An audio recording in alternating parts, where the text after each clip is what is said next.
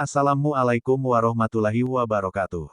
Solawat kita sertakan kepada junjungan kita Nabi besar Muhammad Sallallahu Alaihi Wasallam. Assalatu wassalamu ala Sayyidina Muhammad wa ala alihi wa sahbihi ajmain. Muhammad Ilyas adalah nama asli Datu Muning. Muning adalah sebutan tempat tinggalnya sekaligus tempat peristirahatan terakhir. Warga di desa Sungai Rutas, Muning dulunya kampung pengungsian warga agar tidak diperintah kerja paksa oleh serdadu Belanda dan Jepang. Zaman kemerdekaan, hanya Datu Muning dan muridnya yang masih bertahan di kampung Muning. Sebagian besar masyarakat yang mengungsi membangun tempat tinggalnya di desa Sungai Rutas. Sebelumnya, warga yang berziarah hanya kerabat muridnya. Saat ini peziarah dari berbagai daerah termasuk provinsi tetangga, seperti Kaltim, Kalteng, dan Pulau Jawa. Untuk mengenali makam Datu Muning sangat mudah. Dahulunya, warga cukup melihat hamparan tanah yang tidak ditumbuhi semak belukar. Inilah karomah Datu Muning di desa Sungai Rutas, Kecamatan Candilaras Selatan, Kabupaten Tapin, Provinsi Kalimantan Selatan. Areal makamnya selalu bersih dari rerumputan dan semak belukar. Kini peziarah tidak kesulitan karena sarana transportasinya tersedia. Di areal pemakaman tersedia warung wisata, pendopo istirahat dan musala untuk salat wajib. Tahun 2015, pemerintah Kabupaten Tapin membangunkan kubah dan lokasi serta perusahaan pertambangan batu bara membangunkan titian dan dermaga tambat, kata Herman Hidayat, warga desa Sungai Rutas.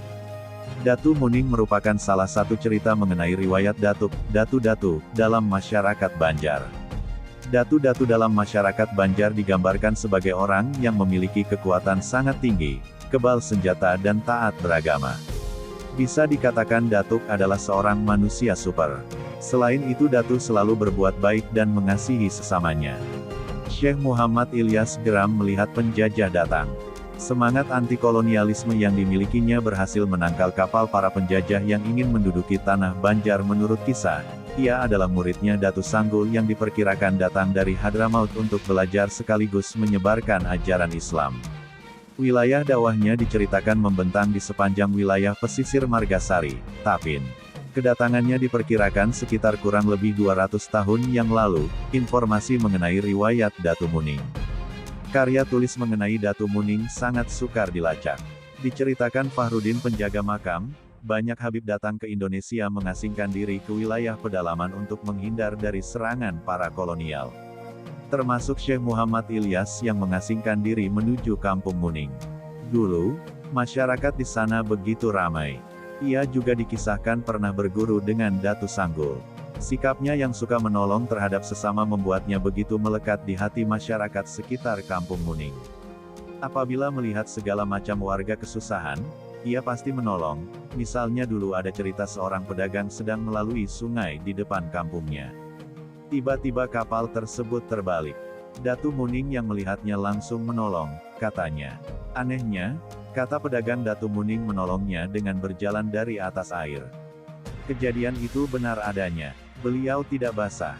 Pedagang langsung datang kepada keluarga kami untuk menceritakan hal tersebut, katanya. Banyak warga-warga belajar agama kepadanya. Sepengetahuan kami, Sidin mengajarnya di rumah saja waktu di kampung Muning, ujar Fahrudin. Dengan menggunakan sampan, pada saat itu banyak warga hilir mudik datang ke tempatnya untuk belajar agama. Maklum era itu transportasi airlah yang bisa digunakan warga untuk beraktivitas. Muhammad Ilyas juga mempunyai semangat anti-kolonialisme. Konon, sewaktu kapal Inggris datang ke tanah Banjar, ia paling getol menolaknya.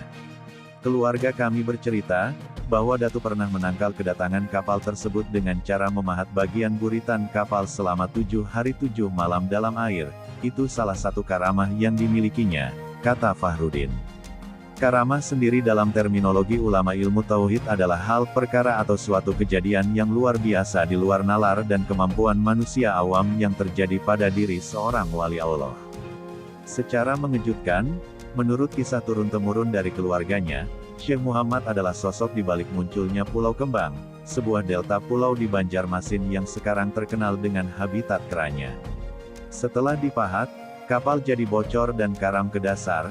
Beberapa waktu kemudian, kapal tersebut berubah menjadi delta yang ditumbuhi berbagai tanaman, Akhirnya sampai sekarang dikenal sebagai Pulau Kembang, tuturnya. Datu Muning juga dipercaya punya kemampuan lain. Bisa berbicara dengan binatang-binatang di sekitarnya adalah karamah yang dimilikinya. Konon, semasa hidup Datu Muning sempat memelihara buaya.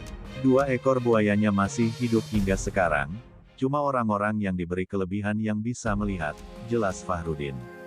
Kurang diketahui pasti, mengapa Datu Muning memelihara buaya tersebut. Kala Datu Muning sudah tiada, karamah-karamah yang dimilikinya masih tetap nampak. Misalnya, saat kebanjiran pada tahun 1992 lalu. Cuma makamnya yang luput dari banjir. Selain itu, makamnya juga tak mau ditumbuhi tumbuhan liar dan hewan-hewan.